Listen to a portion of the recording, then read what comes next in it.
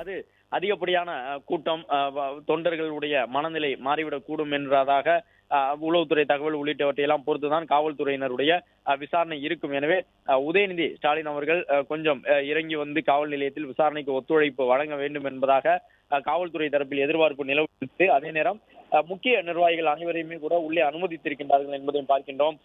முன்னாள் அமைச்சர்களை மட்டுமல்லாமல் அங்கே வந்திருக்கக்கூடிய சில மூத்த மாவட்ட செயலாளர் நிலையில் இருக்கக்கூடியவர்களையும் கூட உள்ளே அனுமதித்திருக்கின்றார்கள். எனவே அடுத்த கட்டமாக உதயநிதி ஸ்டாலின் அவர்கள் என்ன நிலைப்பாடு எடுக்கப் போகின்றார்? காலை முதலே அவருக்கு போதுமான அளவுக்கு ஓய்வு நேரம் வழங்கவில்லை என்ற ஒரு குற்றச்சாட்டு திமுகவினர் மத்தியில் இருக்கின்றது. காலையில் அவரை உடனடியாக கிளம்பி வண்டியில் ஏற வேண்டும் என்று நிர்பந்தித்தார்கள். அதன் பிறகு சில உணவு உள்ளிட்ட அடிப்படை தேவைகளுக்காக கூட வாகனத்தை சரிவர நிறுத்தவில்லை என்பதாக ஒரு குற்றச்சாட்டு இருந்தது. ஏனென்றால் ஒலக்கூர் காவல் நிலையத்தில் மட்டுமே கிட்டத்தட்ட ஒரு 20-25 நிமிடங்கள் வண்டி நிறுத்தி வைக்கப்பட்டது. அதை தவிர்த்து எங்கேயுமே வாகனத்தை நிறுத்தவில்லை.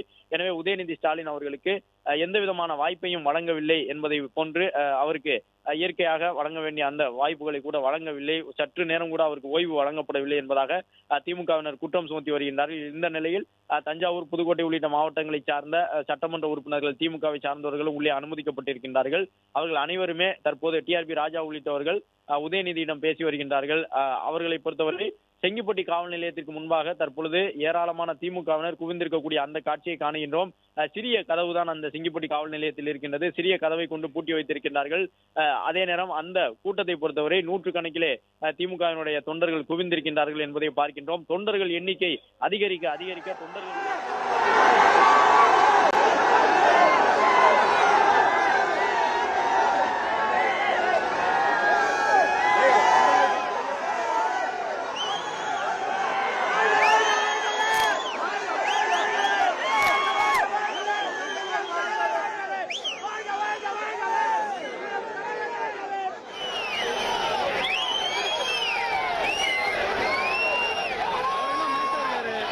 பிளே ஸ்டோர் மற்றும் ஆப் ஸ்டோரில் இருந்து பாலிமர் செயலியை QR கோடு மூலம் பதிவிறக்கம் செய்யுங்கள்.